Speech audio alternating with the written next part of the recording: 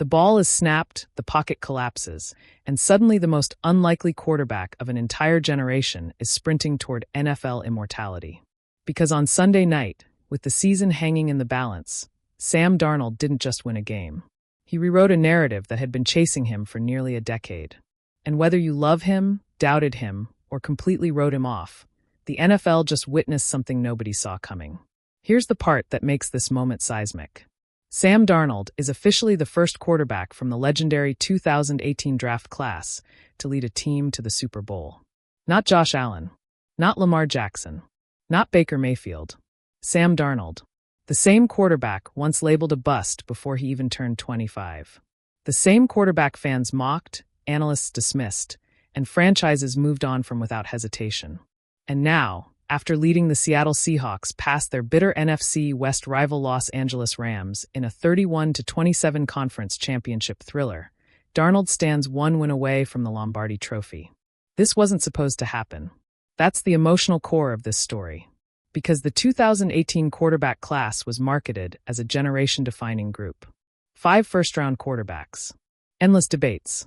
Hot takes that filled years of television and social media timelines. Josh Allen was the raw cannon with upside.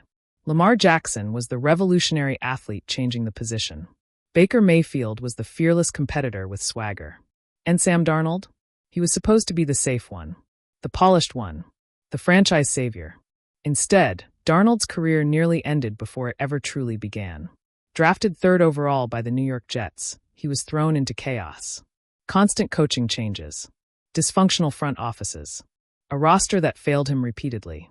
He was expected to carry a franchise that couldn't protect him, couldn't develop him, and couldn't give him stability. Mistakes piled up. Confidence eroded.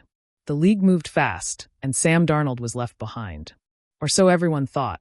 Fast forward to Sunday night. Seattle. Primetime. Conference championship. The Rams on the other sideline, a familiar enemy with postseason scars of their own. And Sam Darnold looked nothing like a quarterback playing scared. He looked calm. He looked prepared. He looked like someone who had waited years for this exact moment. Every throw carried intention. Every drive told a story of patience, growth, and belief. When the final whistle blew and the scoreboard read Seahawks 31, Rams 27, history quietly cracked open. After the game, the locker room energy was electric, but Darnold's words revealed something deeper. When asked about becoming the first quarterback from his draft class to reach the Super Bowl, he smiled and joked, saying he actually made it when he was 23 with San Francisco.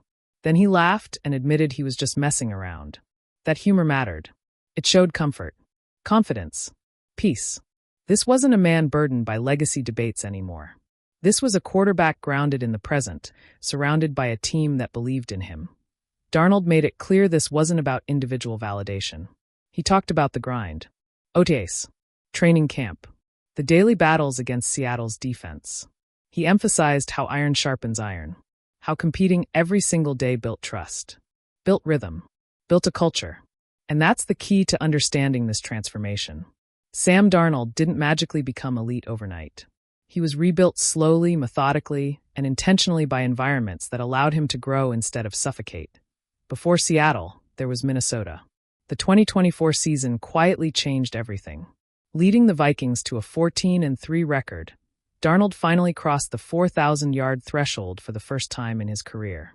That wasn't just a statistical milestone. It was symbolic. It represented stability, structure, coaching that played to his strengths. For the first time, Darnold wasn't trying to survive. He was commanding. And the league noticed, Seattle noticed. When the Seahawks made their move, there was skepticism. Plenty of it. Fans questioned whether Darnold could truly lead a contender. Analysts hedged their praise. But the Seahawks saw something others missed. They saw a quarterback who had endured more adversity before turning 30 than most face in an entire career. They saw resilience. They saw untapped leadership. And most importantly, they saw someone still hungry. That hunger showed itself against the Rams. When momentum swung. When pressure mounted. When mistakes could have derailed everything. Darnold stayed composed. He didn't chase hero throws. He didn't panic. He trusted the system and trusted his teammates. That trust paid off with decisive drives and timely plays that kept Seattle ahead when it mattered most. Now here's where the story gets uncomfortable for a lot of people. Because if Sam Darnold is the first from the 2018 class to reach the Super Bowl, what does that say about the rest? Josh Allen has been spectacular, but playoff heartbreak has defined his journey. Lamar Jackson has redefined offense, yet postseason success has been elusive. Baker Mayfield has revived his career, but the ultimate stage still waits. This isn't an indictment. It's a reminder that the NFL isn't a straight line. Talent alone doesn't guarantee timing. Darnold's path proves something crucial. Development isn't linear. Careers aren't over when the league decides they are. Sometimes the quarterback who struggles first survives longest. Sometimes the player written off earliest learns the most. And sometimes the one nobody expects ends up standing alone. The Seahawks now find themselves in rare air. A Super Bowl appearance led by a quarterback many believed would never sniff this stage. The locker room believes. The coaching staff believes. And perhaps most importantly, Sam Darnold believes. That belief is dangerous for the rest of the league. Because confidence backed by experience and humility creates a quarterback who doesn't flinch. Think about what this moment represents to younger players watching. Think about what it means to quarterbacks drafted into bad situations. Sam Darnold's story is proof that context matters. That patience matters. That careers can be resurrected when opportunity meets preparation. And that's why this run resonates beyond Seattle. It's bigger than one team. It's a statement about the league itself. As the Super Bowl approaches, the narrative will grow louder. Doubters will resurface. Comparisons will intensify. But none of that changes what already happened. Sam Darnold did something no one else from his class has done yet. He led. He delivered. He earned his place on the biggest stage in sports. So now the question shifts.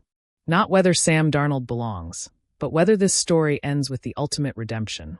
Does this improbable journey finish with confetti falling and a trophy in his hands? Or is this just the beginning of a new chapter that reshapes how we talk about quarterbacks, patience, and second chances forever? Drop your thoughts in the comments. Did the NFL give up on Sam Darnold too early? Or did he need every setback to become this quarterback? And is this the most shocking Super Bowl run of the modern era? Because no matter how this ends, one thing is undeniable. Sam Darnold didn't just reach the Super Bowl. He changed the conversation. And if you think this story is just about one postseason run, you're missing the bigger picture. Because what Sam Darnold is doing right now is forcing the NFL to confront something it hates admitting. That development is not instant. That patience is rare. And that the league's obsession with labeling quarterbacks too early may have robbed us of more stories like this. Remember how fast the league moved on from him. Remember the headlines. Remember the memes. Seeing ghosts. Bust. Placeholder. Bridge quarterback. Those words followed Darnold everywhere. They weren't just critiques of his play. They became his identity. And once that happens in the NFL, it's almost impossible to escape. Almost. What changed wasn't just his mechanics or his decision-making. It was his environment. For the first time in his career, Sam Darnold entered seasons where the organization didn't view him as a problem to fix, but as a quarterback to build around. In Minnesota, he learned what functional structure looks like. In Seattle, he learned what belief feels like. And when belief meets preparation, the results can look shocking to everyone except the people inside the building. Listen closely to how his teammates talk about him. Not with surprise, but with certainty. They don't speak like players riding a hot streak. They speak like players who expected this, who saw it every day in practice, who watched Darnold command the huddle, own mistakes, and elevate everyone around him. That kind of leadership doesn't show up in box scores, but it absolutely shows up in January. Against the Rams, this wasn't a fluke performance. This was control. The Seahawks didn't win because the Rams collapsed. They won because Darnold dictated the pace. When Los Angeles closed the gap, he responded. When pressure mounted, he steadied the offense. These are the moments that separate quarterbacks who survive playoff games from quarterbacks who define them. And let's be honest, this result messes with every pre-draft narrative we've been fed for years. Because if you lined up the resumes of the 2018 class on draft night, Sam Darnold was supposed to be the safest bet. The irony is brutal. The league gave him the least patience and demanded the most immediate results. That disconnect nearly ended his career. Now think about the quarterbacks drafted since then. How many have been discarded before year 3? How many have been labeled busts before they had competent protection or coaching continuity? Sam Darnold's journey is going to live in draft rooms for a long time. General managers will reference it. Coaches will cite it. Because it's proof that talent evaluation doesn't end on draft night. It begins there. As the Super Bowl approaches. The pressure will be louder than anything Darnold has faced. But here's the part people keep underestimating. He's already been through worse. He's already had the league laugh at him. He's already been replaced, traded, and forgotten. Playing on the biggest stage doesn't scare a quarterback who's already survived being written off entirely. That's what makes this version of Sam Darnold dangerous. He's not chasing validation. He's not playing to silence critics. He's playing free. And quarterbacks who play free, with experience and humility, are capable of moments that define eras. Win or lose, this Super Bowl will change how his career is remembered.